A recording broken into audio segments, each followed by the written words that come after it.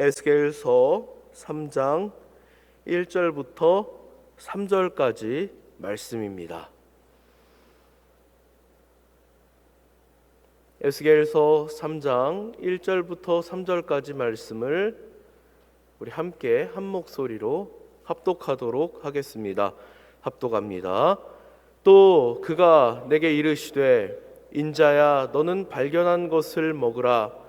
너는 이 두루마리를 먹고 가서 이스라엘 족속에게 말하라 하시기로 내가 입을 벌리니 그가 그 두루마리를 내게 먹이시며 내게 이르시되 인자야 내가 내게 주는 이 두루마리를 내 배에 넣으며 내 창자에 채우라 하시기에 내가 먹으니 그것이 내 입에서 달기가 꿀 같더라.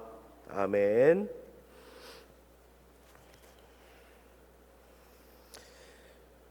우리 몸은 살아있는 세포를 만들고 또 오래된 세포는 죽는 과정을 통해서 7년이라고 하는 시간을 보내면 우리 몸의 세포가 모두 다 새로운 것으로 바뀐다라고 합니다. 그러니까 오늘의 나는 지난 7년간 무엇을 먹었느냐의 결과물입니다. 저도 오늘의 저를 보니까 7년 동안 제 몸에 많은 투자를 했다는 생각이 듭니다. 좋은 것을 먹어야 우리 몸이 건강해지는데 그 이유가 바로 여기에 있습니다. 오늘 본문에서는 두루마리의 말씀을 먹어라 이렇게 명령을 하십니다. 이 먹으라라고 하는 이 말씀은 요한계시록에서도 한 번 더 등장을 하는 그런 표현입니다. 그리고 또 이 말씀이 꿀과 같이 달다라고 하는 표현은 시편에도 등장을 하는 표현이죠. 말씀이 꿀처럼 달다라고 하는 이 고백이 우리 신자들의 입술에서 쉽게 나올 수 있을 것 같지만 사실은 이 고백이 쉬운 고백은 아닙니다. 하나님의 말씀을 꿀처럼 달게 받기 위해서는 우리 마음 가운데 사모하는 마음이 있어야 할 것입니다. 오늘 본문은 아니지만 바로 본문 앞에 대목을 보니 2장 8절부터 보니까 내 입을 벌리고 내가 내게 주는 것을 먹으라 하시기로 내가 보니 보라 한 손이 나를 향하여 펴지고 보라 그 안에 두루마리 책이 보라. 오늘 먹으라고 하셨던 그 두루마리 책이 이 앞장에서도 한번 등장을 하죠. 그런데 그 책이 내용을 보니까 그가 그것을 내 앞에 펴시니 그 안팎에 글이 있는데 그 위에 애가와 애곡과 재앙의 말이 기록되었더라. 이렇게 말씀을 하고 있습니다. 그러니까 우리 이 입술의 달기가 꿀과 같이 느껴졌던 이 말씀이 사실은 애가와 애곡과 재앙의 말로 가득 차 있는 내용이죠. 에스겔은 지금 바벨론의 포로로 끌려가 있는 상황입니다. 현실이 너무나도 막막하고 어려운 상황이죠.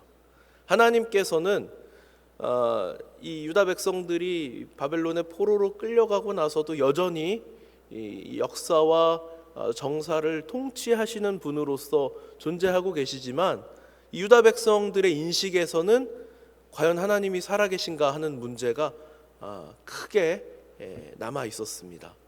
만약 하나님이 살아계시다면 우리가 이렇게 포로가 될 수 있을까 하는 부분이죠. 마치 우리가 어려움을 만났을 때 만약 하나님이 살아계시다면 내 인생을 이렇게 이끄실까라고 하는 일종의 믿음 없는 그런 한탄을 하는 것 같은 그런 상황입니다.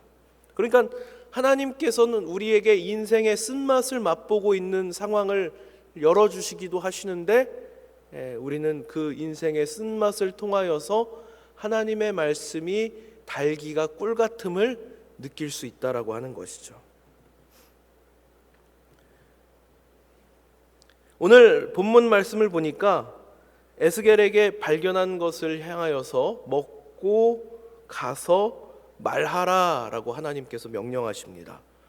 그리고 에스겔은 하나님 말씀에 순종하여서 이 두루마리를 먹습니다.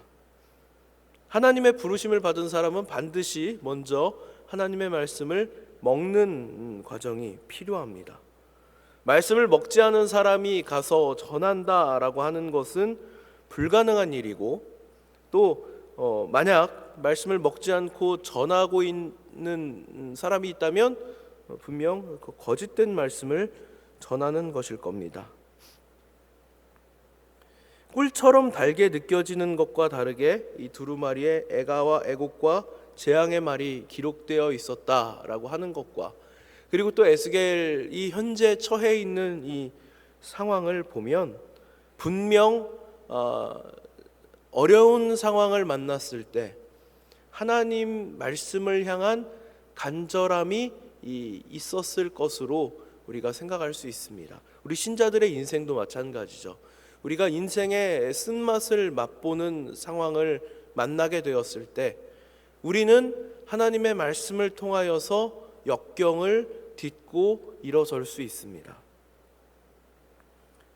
이 하나님의 말씀이 비록 기록되어 있는 내용을 보니까 저것을 어떻게 달게 먹을 수 있을까 하는 내용이지만, 그것이 왜 그러냐면 애가와 애곡과 재앙의 말씀, 이 말씀은 심판의 말씀이죠. 그렇지만 우리 믿는 사람들에게는 하나님의 말씀은 소망의 말씀이고 은혜의 말씀이 되는 것입니다. 담겨져 있는 내용이 심판을 담고 있다고 할지라도 우리는 그것을 소망과 은혜로 받을 수 있는 것이죠. 제가 앞서서 이 같은 비슷한 내용이 요한계시록에도 한번 등장을 한다고 설명을 드렸습니다. 요한도 마찬가지입니다.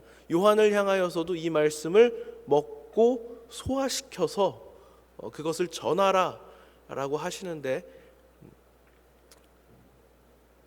당대의 초대교회가 처해 있었던 상황을 생각한다면 심판의 말씀이 곧 위로와 소망의 말씀이 되는 상황이거든요.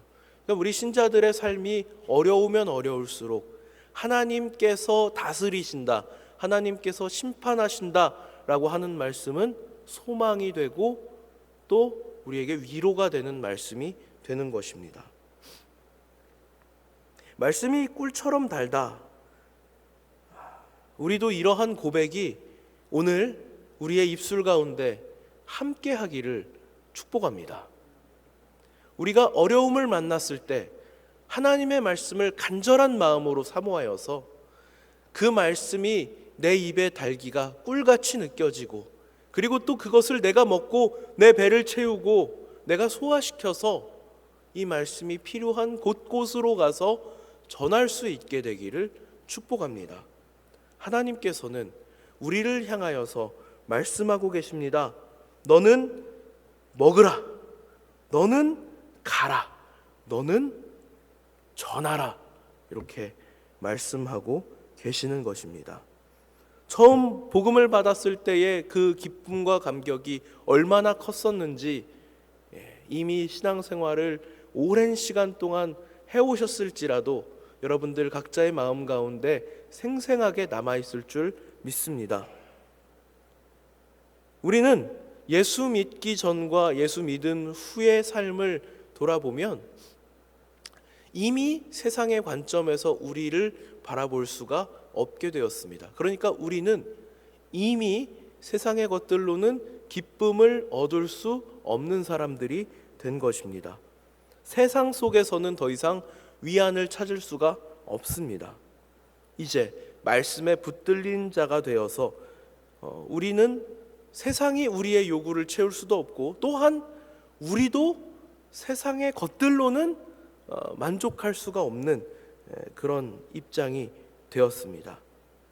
오직 하나님의 말씀만이 우리에게 기쁨을 주시고 우리에게 소망을 주신다고 하는 사실을 여러분들 마음 가운데 깊이 새기시고 이 하루를 달기가 꿀 같은 하나님의 말씀으로 여러분들의 배를 채우시고, 그것이 여러분들의 피와 살이 되고, 그리고 여러분들은 가서 힘있게 전하실 수 있는 우리 모든 하나님의 사람들이 다 되시기를 축복합니다. 기도하겠습니다.